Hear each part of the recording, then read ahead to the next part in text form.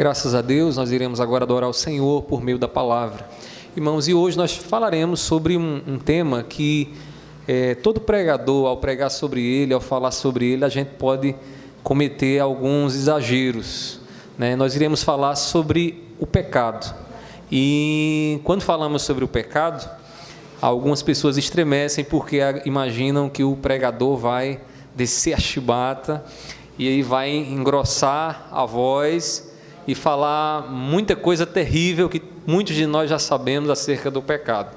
Mas nessa noite eu gostaria de, baseado na história de um servo de Deus, meditar com os irmãos sobre a trama do pecado, a terrível trama do pecado.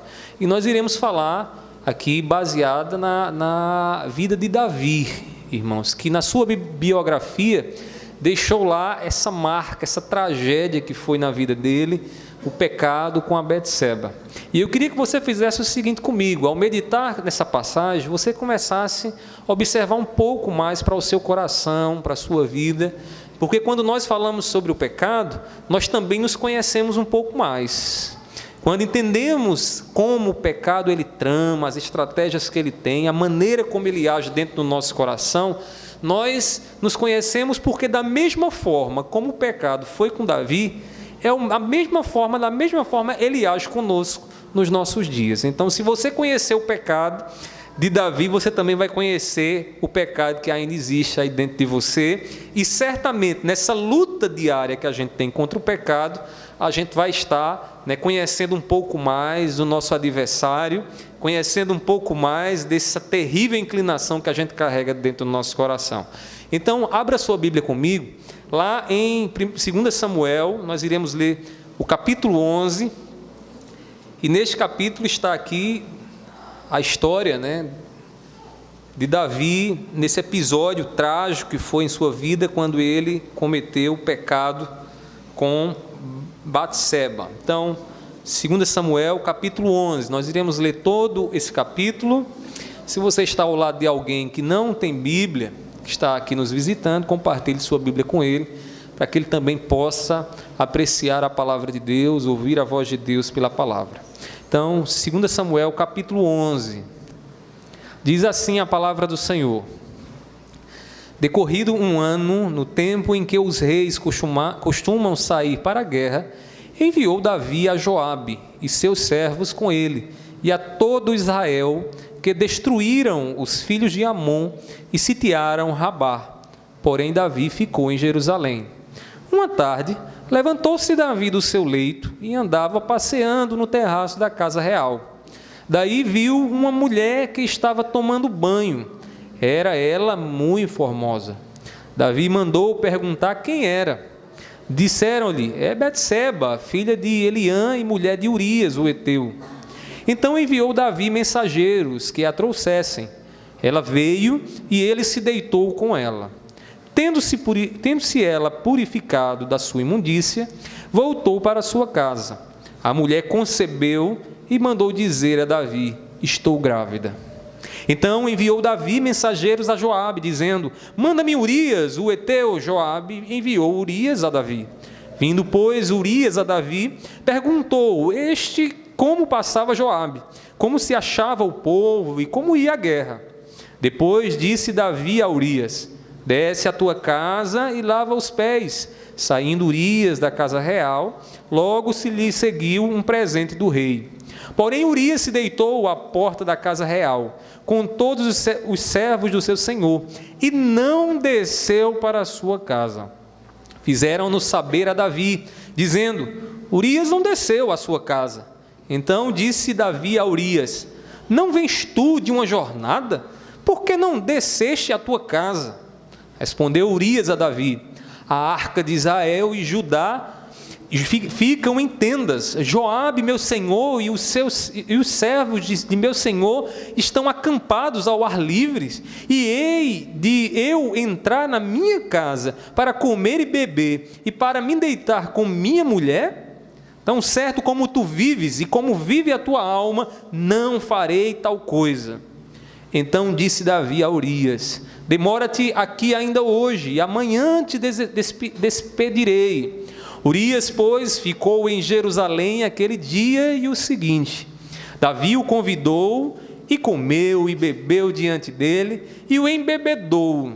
À tarde saiu Urias a deitar-se na sua cama com os servos de seu senhor, porém não desceu à sua casa. Pela manhã, Davi escreveu uma carta a Joabe e lhe a mandou por mão de Urias. Escreveu na carta dizendo: ponde Urias na frente da maior força de peleja e deixa-o sozinho para que seja ferido e morra. Tendo, pois, Joabe sitiado a cidade, pôs a Urias no lugar onde sabia que estavam homens valentes. Saindo os homens da cidade e pelejando com Joabe, caíram alguns do povo, dos servos de Davi, e morreu também Urias, o heteu. Então Joabe enviou notícias e fez saber a Davi tudo o que se dera na batalha. Deu ordem ao mensageiro, dizendo: se ao terminares de contar ao rei os acontecimentos desta peleja, suceder que ele se encolerize e te diga: por que vos chegastes assim perto da cidade a pelejar? Não sabieis vós que haviam de atirar do muro? Quem feriu a Abimeleque, filho de Jerubessete, não lançou uma mulher sobre ele do muro um pedaço de mó corredora, de que morreu em Tebes? Por que vos chegastes ao muro? Então dirás: também morreu teu servo Urias, o heteu. Partiu o mensageiro e, chegando, fez saber a Davi tudo o que Joabe lhe havia mandado dizer.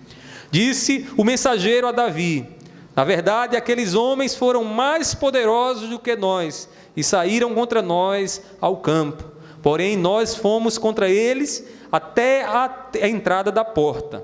Então os flecheiros do alto do muro atiraram contra os teus servos e morreram alguns dos servos do rei. E também morreu teu servo Urias, o heteu. Disse Davi ao mensageiro: assim dirás a Joabe: não pareça isto mal aos teus olhos, pois a espada devora tanto este como aquele. Intensifica a tua peleja contra a cidade e derrota, e tu a anima a Joabe. Ouvindo, pois, a mulher de Urias que seu marido era morto, ela o pranteou. Passado o luto, Davi mandou buscá-la e trouxe para o palácio. Tornou-se ela sua mulher e lhe deu à luz um filho. Porém, isto que Davi fizera foi mal aos olhos do Senhor. Curve sua cabeça mais uma vez e ore comigo. Meu Deus, nós estamos aqui diante do Senhor e pedimos a Tua iluminação sobre nós. Confessamos, reconhecemos que sem Ti, Senhor, não podemos aqui ter o entendimento devido na Tua palavra. Mas se o Teu Espírito nos iluminar, certamente sairemos daqui enriquecidos por ouvir a Tua voz na Tua palavra. Te pedimos assim, ajuda-nos para a glória do Teu santo nome, em nome do Teu Filho amado Jesus. Amém. Amém. Os irmãos podem se assentar. Irmãos, o pecado em nossos corações, ele tem os seus ardis, ele tem a sua trama, a sua maneira de lidar com o nosso coração, de armar as suas armadilhas em nossas vidas. E quando nós entendemos e compreendemos como o pecado joga, ele tem a sua trama dentro do nosso coração, nós nos conhecemos um pouco mais. E você precisa ser bom de guerra para poder, na guerra contra o pecado, vencê-lo. E numa guerra contra o pecado é necessário que você conheça um pouco mais da maneira como o pecado ele age dentro do seu coração. Há muitos de nós, irmãos, que caímos por ignorância mesmo, por não saber como o pecado age dentro do nosso coração. Alguns até batem no peito e dizem: não, é difícil o pecado me pegar, porque eu estou bem resguardado, quando na verdade essa é só mais uma confissão da sua ignorância, do seu desconhecimento acerca do pecado. O pecado está aí dentro de você, o pecado está aqui dentro de nós precisamos guerrear contra ele, e nessa guerra precisamos conhecer como o nosso inimigo, como o pecado ele age dentro do nosso coração. Então a história de Davi vai nos ensinar isso. A história vai nos ensinar aqui essa terrível trama que o pecado ele coloca dentro dos nossos corações, ele arma dentro dos nossos corações. E aí, observando a vida de Davi, nós podemos descobrir como é que o pecado age, porque aqui é um exemplo da maneira como esse pecado que habita dentro dos nossos corações, ele age. Então aqui, primeiramente, nós vemos o seguinte na vida de Davi, atente comigo. Primeiramente, a trama do pecado, ele começa em nossos desejos. O pecado, ele começa a atuar na vida de qualquer um de nós aqui, como atuou na vida de Davi, através das nossas cobiças, daquilo que nós desejamos para as nossas vidas. Aquilo que você deseja possa ser que seja um desejo inflamado pelo pecado, e não um desejo inflamado pelo Espírito Santo de Deus. Pode ser um pecado inflamado pela carne e não por Deus, e quando esse desejo ele é gerado então pela carne, ele é chamado de pecado. A Bíblia chama de pecado transgressão à vontade de Deus. Todas as vezes que você deseja o que Deus não deseja, você está sendo inclinado pelo pecado. Todas as vezes que você sabe o que é que Deus tem para a sua vida e você prefere seguir nos teus caminhos, independente de Deus, você está seguindo no caminho do pecado. E observando a vida de Davi, nós percebemos que a trama do pecado começa nos desejos. Aqui no texto que lemos, Davi estava em Jerusalém. Davi era homem de guerra, era homem que ia para a batalha, que puxava a espada, mas nesse caso especialmente, nessa época especialmente, Davi estava dando um tipo de recesso para si mesmo.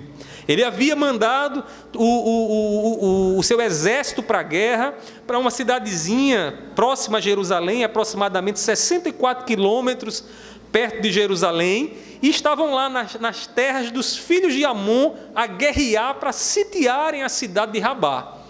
Davi não foi, mas colocou à frente Joabe, e Joabe estava lá, juntamente com o exército, com a arca do Senhor, naquele local a guerrear, enquanto Davi estava em Jerusalém, naquela cidade chamada Cidade do Senhor, porque ali estava o templo do Senhor, e certo dia estava Davi a perambular pelo palácio.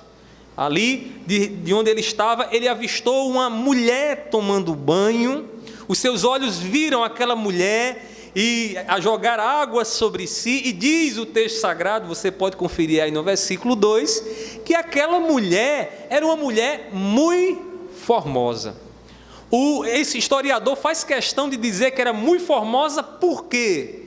Porque o que seduziu Davi, o que despertou em Davi o desejo por ela, foi exatamente a sedução provinda dos olhos, daquilo que ele viu. Olhou aquela mulher e viu muita beleza naquela mulher, viu que aquela mulher era uma mulher agradável para si, mas que ele não deveria possuir, porque aquela mulher era mulher de Urias, era uma mulher casada, era uma mulher comprometida, era uma mulher que o rei não poderia, em hipótese alguma, desejá-la, porque no caso que se ele viesse a desejar, ele quebraria o 7º mandamento: não adulterarás. Irmãos, a maneira como Davi cobiça a Betseba é muito semelhante à maneira como Eva cobiçou o fruto proibido. Veja o que diz lá em Gênesis capítulo 3, versículo 6. Diz assim, vendo a mulher, lá, Eva, que a árvore era boa para se comer. Foi aquela primeira coisa que ela fez, ela viu a árvore proibida. Deus disse: não comerás da árvore do conhecimento do bem e do mal, porque no dia que dela comeres, certamente morrerá. Aquela mulher olha para a árvore proibida, aí começa, viu que era boa para se comer, agradável aos olhos e árvore desejável para dar entendimento. Tomou-lhe do fruto e comeu, e deu também ao marido. Observe a sedução que o pecado gera no coração. Aquela mulher viu e começou a dizer que aquela árvore era o quê? Boa para comer, agradável aos olhos, que é tudo isso, faz parte da sedução do pecado no nosso coração. E diz que árvore para dar entendimento. Então, aquela mulher viu e o seu coração desejou, o seu coração quis tomar para si, ela tomou e deu ao seu marido. Observe a semelhança que há entre o desejo de Eva e o desejo de Davi. E a maneira como o pecado age no coração, sempre despertando um desejo. A trama e o jogo do pecado sempre opera assim no seu coração e no meu coração. Tiago, ele descreve com clareza, dizendo o seguinte: Tiago 1, versículo 14 e 15. Cada um é tentado pela sua própria cobiça, quando esta o atrai e o seduz. Cobiça aqui é o mesmo de desejo. Quando cada um é tentado pelo desejo do seu próprio coração, de possuir o que Deus não quer que você possua, de olhar e começar a se deixar seduzir por aquilo que você não pode se deixar seduzir, a querer ver algo bom no que Deus julga que é mal. Observe que Eva começa a dizer que era agradável aos olhos. Como é que algo pode ser até agradável aos olhos, mas se Deus disse para não fazer, se Deus na sua soberania, na sua sabedoria disse para não fazer, como é que eu vou julgar que isso seja bom para a minha vida? Como é que Davi olha para Betseba, olha para aquela mulher, uma mulher casada, e diz que aquela mulher era uma mulher boa para ele, uma mulher boa para a sua vida, se ela era mulher de um outro homem? E Deus disse para que não cometesse adultério, que não possuísse a mulher de um ou outro alguém. Ainda diz Tiago, no versículo 15, então a cobiça, depois de haver concebido, dá à luz o pecado. E o pecado, uma vez consumado, gera a morte. Primeira coisa que a gente precisa aprender é que a trama do pecado, irmãos, ela começa nos nossos desejos. Cuidado com os desejos do teu coração. Cuidado com aquilo que você vai desejar essa semana. Cuidado com aquilo que os teus olhos vão levar você a ser seduzido por aquilo. E que não é bom para você, porque você sabe que Deus não quer aquilo para a sua vida. Você precisa estar alerta, vigilante com relação aos desejos do teu coração.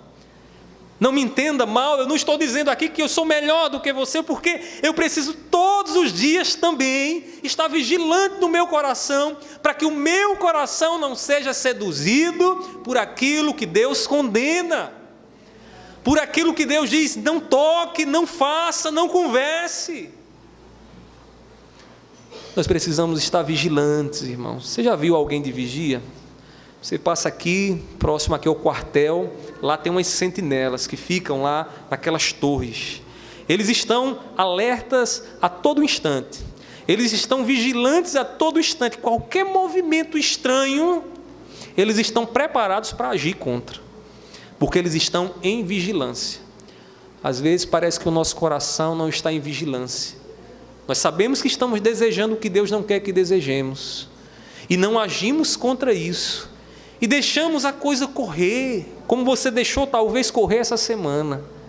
Mas Deus está nos mostrando aqui na sua palavra, através do exemplo de Davi, que a trama do pecado, que o jogo do pecado, que a armadilha do pecado no nosso coração começa nos nossos desejos, e você precisa estar atento naquilo que você tem desejado. E você pode dizer, pastor, mas o desejo é mais forte do que eu. Ele não é mais forte do que o Espírito Santo de Deus que habita em você. Não é. E você não pode se prostrar e dizer, eu sou um fraco, porque a carne é forte e o Espírito é fraco. De forma alguma. O Espírito é forte. Se você buscar e se encher dele, o pecado não tocará a tua vida. Vigie os teus desejos. Desconfie dos argumentos que você tem levantado para si mesmo. Porque eu vou lhe dizer uma coisa. Sabe algo que consegue argumentar bem dentro do nosso coração? É o pecado, irmãos. É o pecado. A Bíblia não diz os detalhes dos pensamentos e divagações de Davi, mas eu imagino Davi dizendo o seguinte: e se fosse só essa vez? Eu sou rei, ninguém vai saber. E de fato isso é fato, porque ele fez tudo isso em oculto. E se ninguém saber, se nem meus guardas mais próximos vão saber, vou me envolver com ela, vou possuir ela, depois eu vou colocar ela na casa dela, e vou dizer, olha, não fale nada para ninguém, fique caladinha. E se eu fizer isso? E o pecado argumenta dentro do coração, e nós nos convencemos facilmente de que isso pode ser feito, que realmente esse é um argumento poderoso. Às vezes estamos até, eu e você, escutando o seguinte: todo mundo não faz. Todo jovem não fica. Toda mocinha não fica com um rapazinho que está de paquera. nas esquinas das ruas? Por que eu não posso ficar? Eu conheço muitos crentes que fazem isso. E então, irmãos, o pecado começa a argumentar dentro do coração, no seu coração. Porque você está desejando algo que Deus não deseja. E o pecado, a sua natureza, quando começa a desejar, a querer, ela arruma argumentos poderosos que vão tentar dobrar você, que vão tentar vencer você para que você caia no pecado e se distancie de Deus. Agora, se você está se sentindo fraco, que os teus argumentos têm sido pouco, leia a palavra, busque mais de Deus, dobre os seus joelhos, jejue pela sua alma, para que os teus olhos não sejam seduzidos por aquilo que Deus condena. O pontapé inicial do pecado é despertar os nossos desejos, né? Se a nossa vontade não fosse uma vontade inclinada a se distanciar de Deus, irmãos, muitos dos problemas, nossos problemas seriam resolvidos. Muitos do adultério não aconteceria, muito da prostituição não, muito da mentira não, pela vontade de reconhecer, de ser reconhecido, queremos sempre estar atualizados e acabamos falando demais. Irmãos, o pontapé inicial do pecado é despertar o desejo no nosso coração. Foi assim com Davi. O cara estava lá, olha, só olhou e disse: eita, agora eu quero aquela mulher para mim. Além disso, além de Davi nos mostrar que a trama do pecado começa com os nossos desejos ou em nossos desejos, ele também vai nos mostrar aqui que a trama do pecado no nosso coração é facilitada pelo poder. Se você tem poder, se você deseja e tem o poder, aí a coisa se torna mais fácil. A coisa se torna mais fácil. E entenda que poder, você não precisa ser rei para ter poder. Entenda poder aqui como a capacidade de executar e fazer aquilo que o teu coração quer que você faça. Irmãos, certo estadista chamado Abraham Lincoln, ele disse o seguinte, lá no alto da presidência americana, ele disse: se quiser pôr à prova o caráter de um homem, dê-lhe poder. Se você quer saber o caráter de alguém, dê poder a ele. Porque o poder vai facilitar que ele traga para fora, que ele externalize aquilo que há no seu coração, aquilo que ele ama mesmo e aquilo que ele quer fazer, aquilo que ele deseja fazer. Davi olha para Betseba, Davi vê que ela era uma mulher muito formosa, uma mulher linda, estava ali a banhar-se diante dos seus olhos.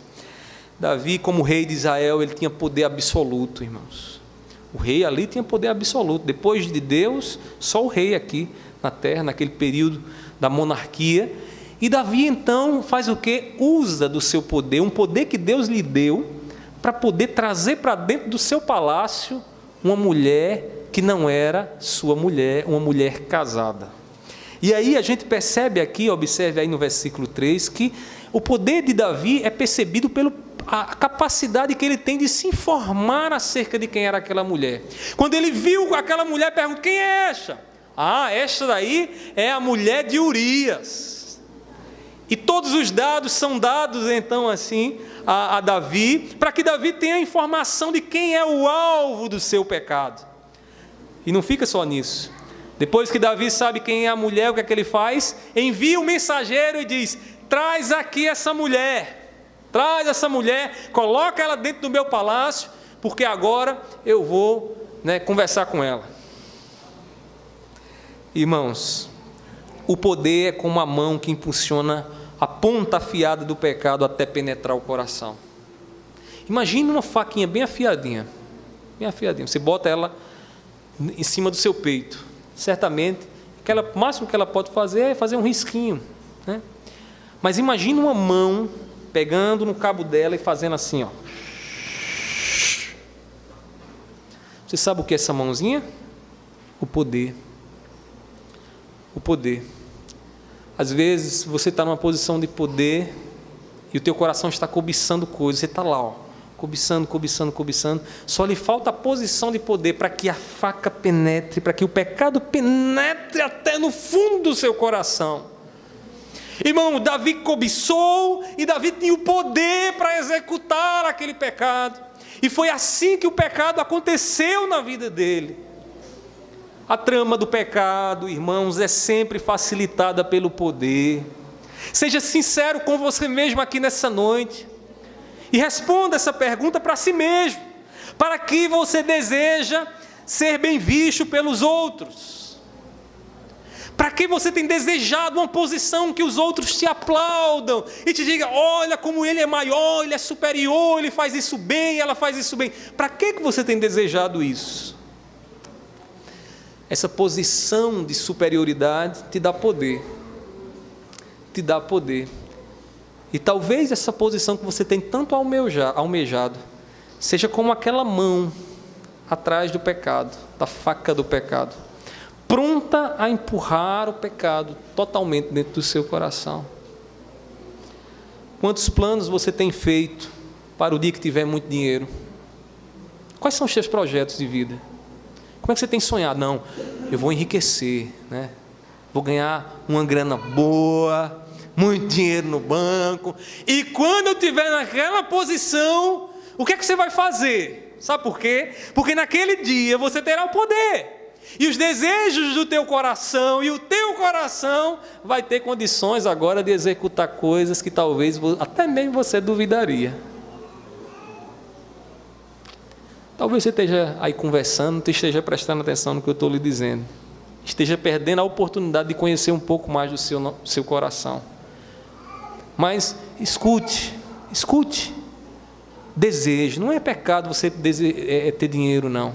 Não é pecado você ganhar dinheiro de forma digna, justa, pelo contrário, né? Isso é até um sinal de bênção na sua vida, que você está trabalhando dignamente, honrando o Senhor e Deus está te abençoando. Mas tome cuidado, porque a situação de poder facilita o pecado em nossas vidas, irmãos.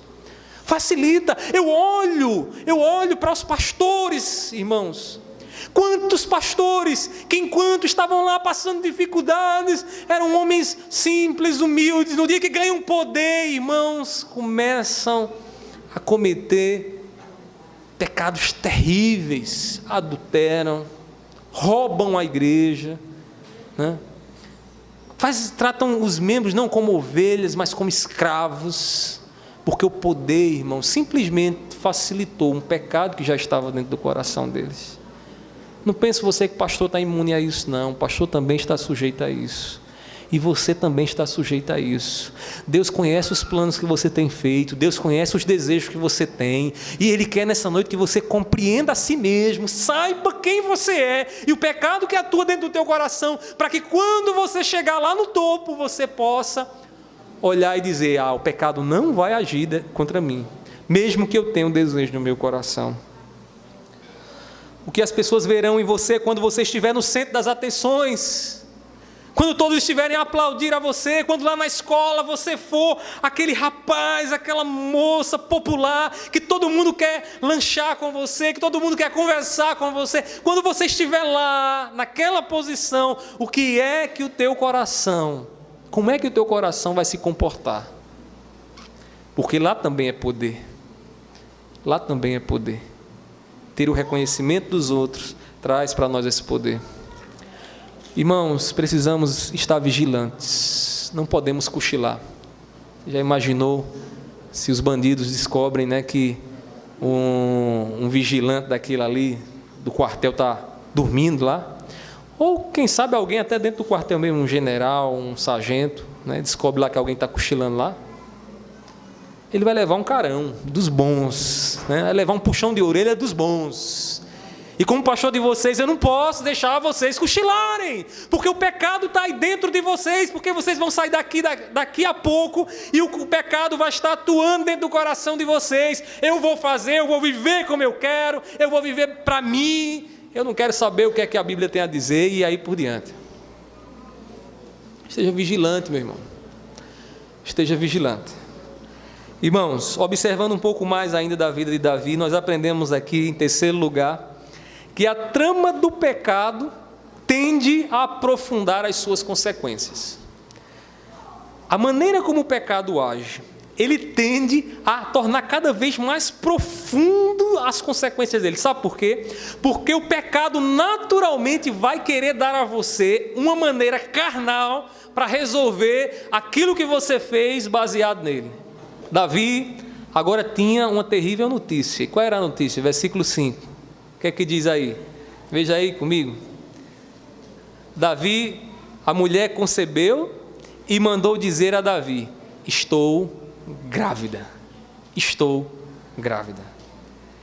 Davi escuta aquela notícia. Eu imagino Davi o seguinte: meu Deus do céu, e agora o que é que eu faço? Que besteira, adulterei, trouxe aquela mulher para a minha cama, passei uma noite com ela, e essa mulher agora concebeu e engravidou, mas o problema é que essa mulher é casada e eu sou o rei, e agora o que é que eu faço? Eu imagino esse dilema na cabeça de Davi, e Davi tentando de alguma forma esconder essa história. Fazer sabe o quê? Colocar lixo debaixo do tapete. Lá em casa tem um tapete na sala, e naquele tapete, se você estiver arrumando direitinho, é muito fácil você chegar lá, deixar a casa um brinco, e na hora que passar pelo tapete,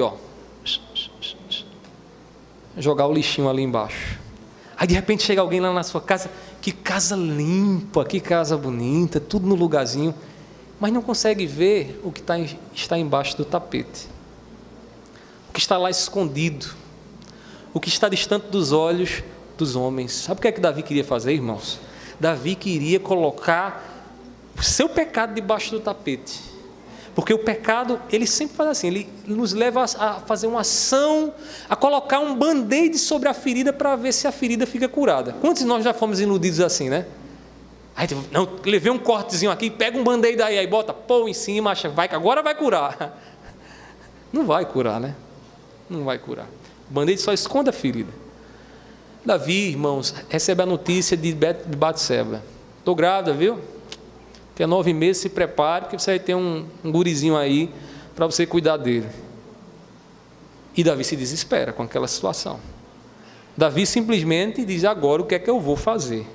Como é que eu vou resolver isso? Antes de prosseguir, Davi poderia, irmãos, seguir o caminho que Deus instrui. E para nós há um questionamento aqui: por que Davi, conhecendo tanto a Deus, não seguiu o caminho que Deus dá? Por que Davi não se arrependeu de imediato? Por que Davi simplesmente não disse: Senhor, me arrependo pelo pecado cometido, que se quebrantasse diante do Senhor e iria ali diante de Deus, receber de Deus o livramento do Senhor? Por que Davi não fez isso, irmãos? É um mistério, né?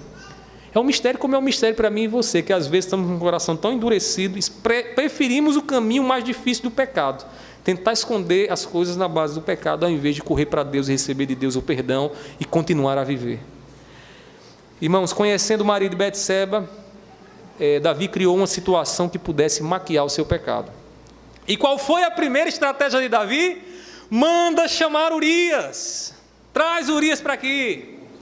Bota Urias lá no seu palácio e diz: Urias, tu és homem que está lá na jornada, na guerra, tu está lá a ver o que é que está acontecendo, Joabe lá administrando a guerra. Faz o seguinte, dê um descanso para você mesmo, vai para casa, vai relaxar. Sabe o que é que Davi queria fazer, irmãos? E a gente vê isso, né, mais à frente, no versículo 8 e 9, era dizer o seguinte: olha, Davi, Urias, tu vai para casa, chega lá, tu vai se deitar com tua mulher, obviamente. Acaba tá lá na guerra, um bocado de tempo, chega em casa, revê a mulher, qual é a primeira coisa que ele vai fazer? Depois daquela aguinha, o cafunézinho para cá, ele ia se envolver com ela. E na mente de Davi, veja como o pecado é terrível. Na mente de Davi, uma vez que Urias tivesse relações sexuais com Betseba, quem é que iria ser o dono da criança? Urias. Veja o que é que o pecado faz. Primeira solução: Urias ia ser o dono da... Aí Urias, quando ele... já sei, esse menino nasceu naquele dia que eu vim da guerra e me deitei com minha esposa. E Davi pensando: vai dar certo isso, né? Vai dar certinho, ele vai se envolver. Irmão, sabe o que aconteceu? Veja aí o que diz o versículo de número 11. Diz assim, versículo número 11: Respondeu Urias a Davi: a arca de Israel e Judá ficam em tendas. Joabe, meu senhor, e os servos de meu senhor estão acampados ao ar livre. E hei de eu entrar na minha casa para comer e beber e para me deitar com minha mulher? Tão certo como tu vives e como vive a tua alma, não farei tal coisa. O que é que Urias faz? Não vou, sabe por quê? Havia uma restrição. A arca do Senhor estava lá no campo de batalha, e é possível que o exército tivesse estabelecido uma restrição. Ninguém voltaria para casa, entraria na sua casa, enquanto o exército estivesse no campo de batalha. Só depois que Rabá fosse sitiada, era que o povo voltaria para casa e se envolveria com sua mulher e voltaria para o aconchego do seu lar. Irmãos, isso foi a primeira estratégia de Davi. Só que o que foi que aconteceu? Não deu certo, porque Urias disse: eu não vou.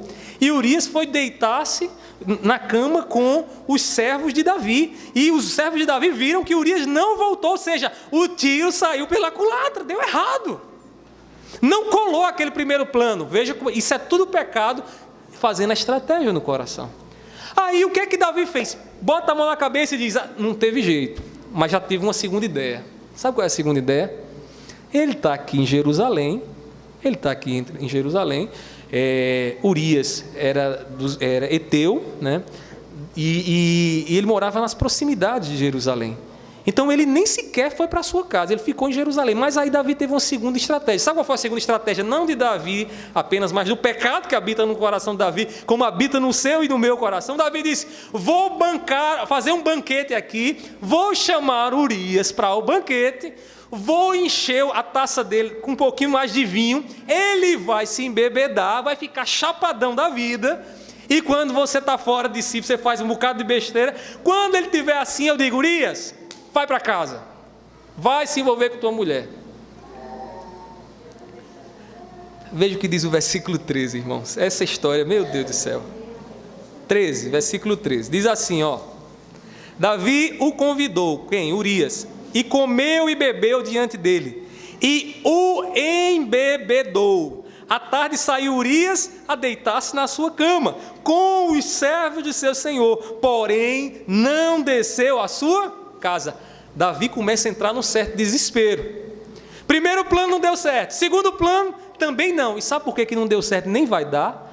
Porque quem estava guiando Davi era a carne, era o pecado tentando esconder as consequências daquilo que ele fez. E Davi então faz o quê? Davi simplesmente embebeda Urias, não vai. E aí ele pensa: e agora o que é que eu vou fazer? Como o pecado sempre faz, ele vai aprofundando as consequências e tornando cada vez mais terríveis a sua maneira de resolver as coisas. Ele tem a terrível ideia: vou matar Urias. Amém nada, irmão, misericórdia. Vou matar Urias. Matando Urias, o pecado está resolvido. Veja a que ponto o pecado nos leva. Não entende isso aqui só para Davi não, viu? Ai, Davi quem fez isso? Não. Sabe aquele irmãozinho que contou uma mentira? Aí ele vai tentar consertar a mentira e só vai alargando. Ele conta uma outra mentira que envolve outra pessoa. Daqui a pouco ele calunia o outro, e calunia mais um, e mais outro, e mais um, tentando resolver o seu problema, a sua mentira.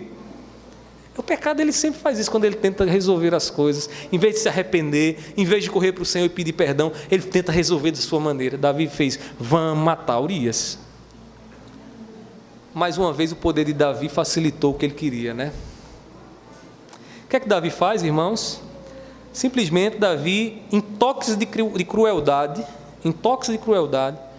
chama Joabe e diz ao mensageiro, manda um mensageiro a Joabe e diz: olha, coloca Urias na linha de batalha, na hora da peleja, bota Urias na frente e guerreia lá, para que Urias seja morto. A ideia era essa mesmo, a intenção era essa. Davi não sujou as mãos, mas colocou Joabe na frente, deu a Joabe esse terrível plano de matar Urias. E simplesmente Joabe coloca Urias num campo de batalha, e na hora da peleja, o que é que Urias faz? Para onde é que Urias faz? Urias fica debaixo do muro de Rabá. Os soldados em cima do muro atiram flechas, e quem está embaixo é alvo fácil. Imediatamente, o que foi que aconteceu? Urias leva uma flechada, morre.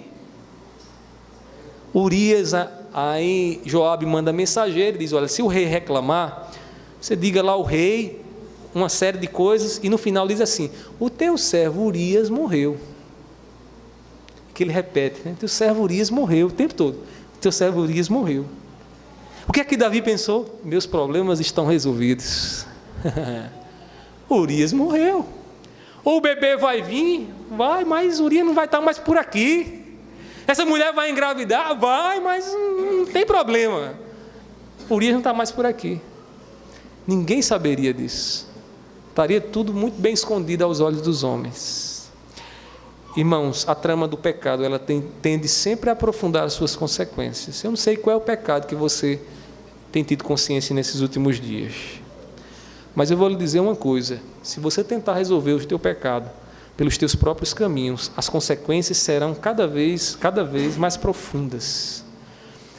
E aquele buraquinho que era bem pequenininho vai crescendo, enlarguecendo, daqui a pouco você não vai ter mais condições de resolver, a não ser que tome uma medida drástica que só vai tornar ainda pior as consequências daquilo que você está fazendo. Não adianta achar que a casa está limpa quando a sujeira está debaixo do tapete.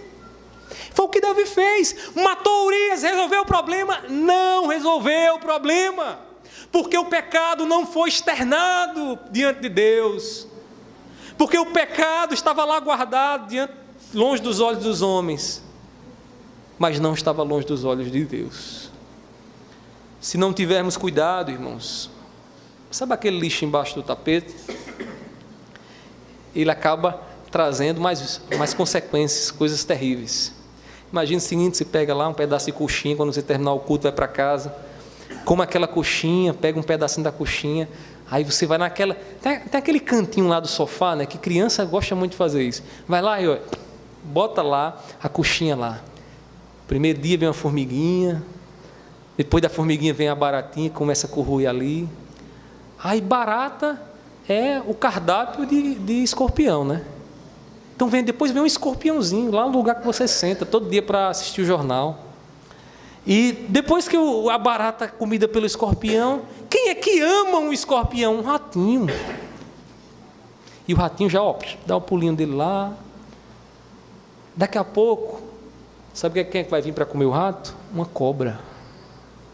Uma cobra. Porque lixo é para ser jogado no lixo e não para ser posto debaixo do tapete.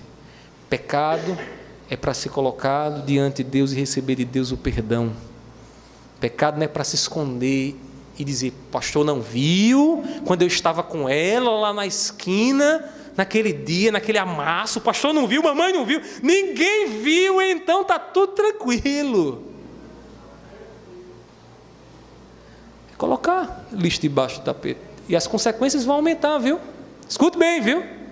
As consequências vão aumentar. Escuta o que estou dizendo. Porque pecado escondido, pecado não perdoado, não arrependido, só traz mais mal. Só traz mais consequências. E o seu coração e o meu coração, ele está inclinado a fazer isso. A trama do pecado, a terrível trama do pecado, irmãos, tende a aprofundar o pecado cada vez mais na nossa vida.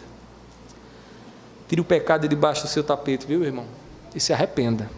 Agora não pense que arrependimento é só um chorinho, eu vou chorar. Não.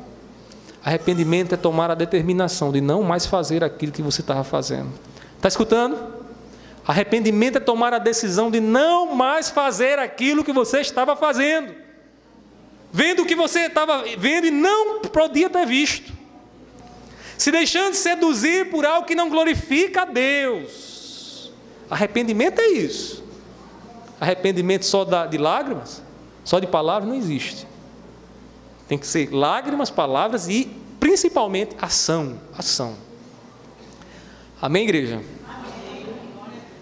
Estão começando a se conhecer um pouco mais, irmãos? Estão percebendo como é que as coisas agem no coração de vocês? Que não foi só em Davi.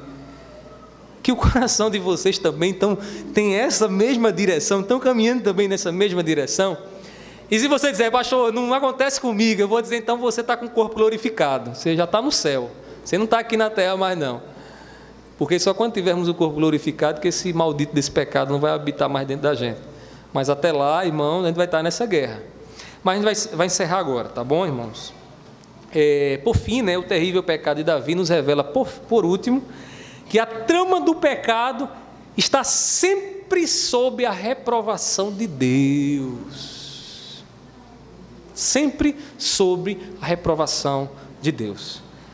Após a morte de Urias, Davi fez de Betseba sua mulher. Veja o que diz o versículo 27. Diz assim, acompanha aí no telão. Diz assim, versículo 27.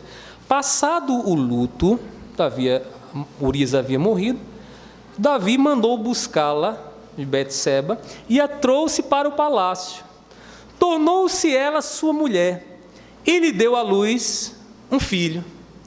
Irmãos, está aqui aquela misericórdia para que os outros vejam, aquela compaixão para que os outros vejam, aquela compaixão que esconde um pecado terrível.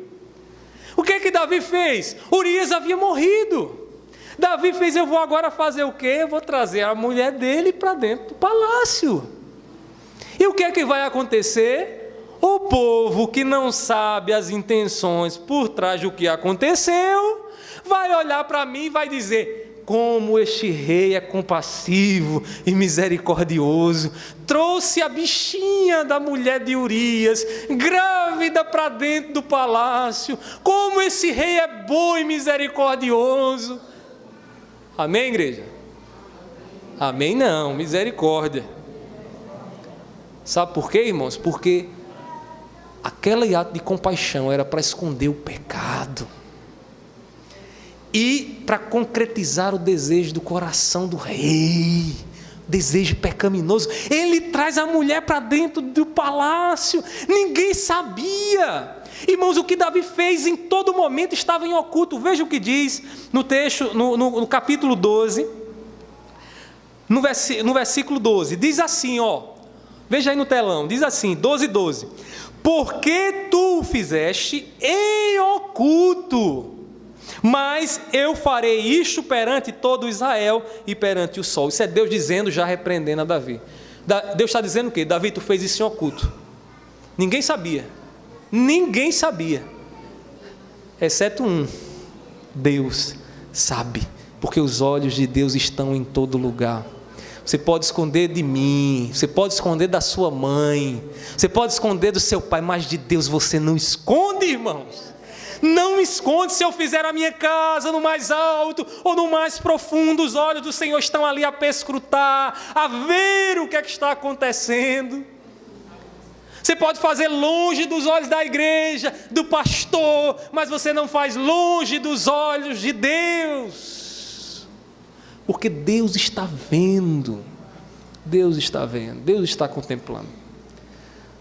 Davi então traz Batseba para dentro do palácio e diz, está tudo resolvido agora.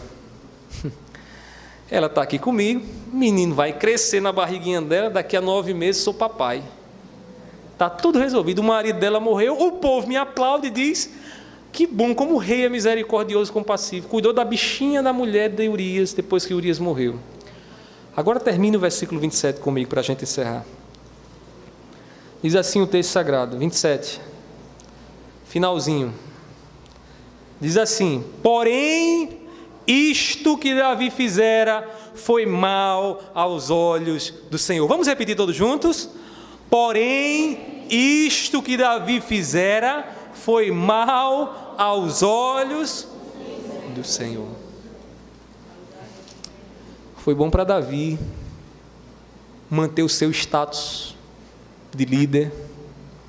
Foi bom para o povo em olhar para Davi e dizer, como meu rei é um rei misericordioso. Mas não foi bom para os olhos de Deus. Não foi bom para os olhos de Deus. Escuta o que é que o pecado pode fazer.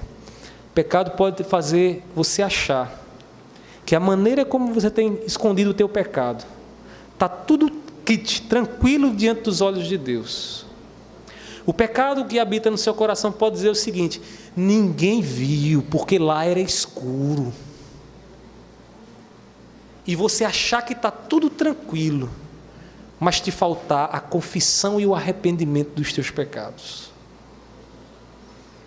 Porque faltou a Davi. A gente não vê Davi se arrependendo de nada. Até aqui não.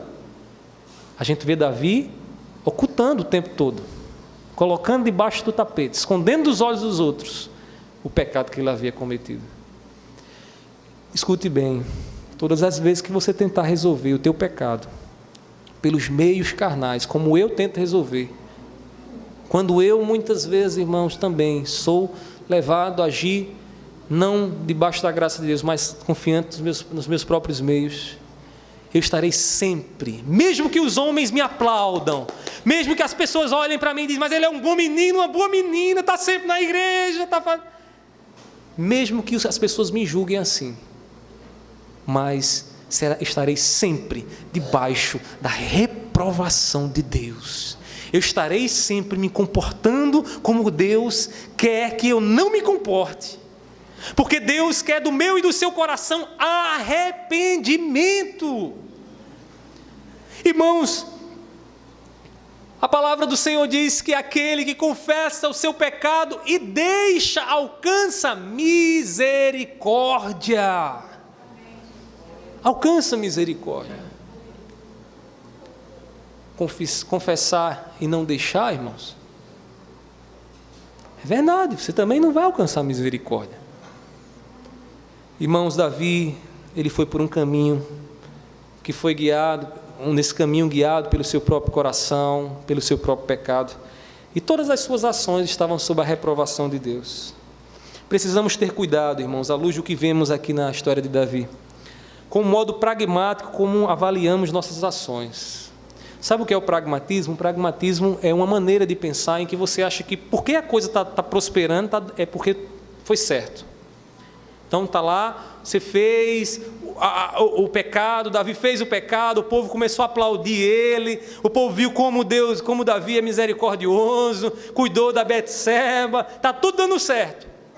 Davi poderia olhar para aquela situação e dizer, está tudo dando certo, porque ninguém foi contra mim, não aconteceu mal nenhum comigo até agora, então está dando certo.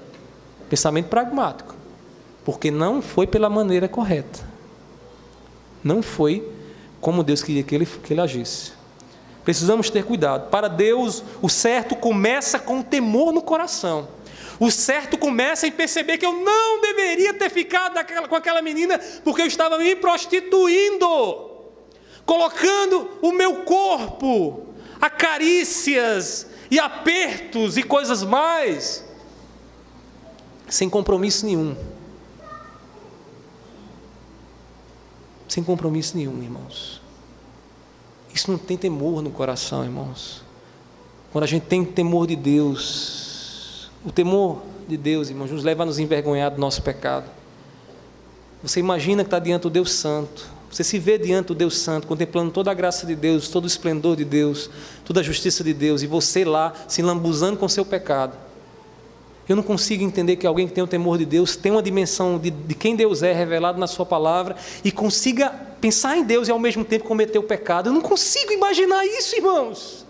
Como é que alguém que diz que conhece a Deus, que sabe como Deus é santo, que olha para Jesus e vê como é terrível a ira de Deus, quando Ele castiga o seu filho, e começa a imaginar Deus, e pensar em Deus, e meditar em Deus, e começa também a se lambuzar com o pecado.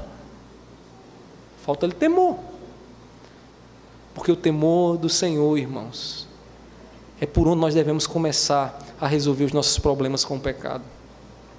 É com temor no coração. O que você tem priorizado nos teus planos? A obediência a Deus, os resultados que você espera colher? Responda para si mesmo.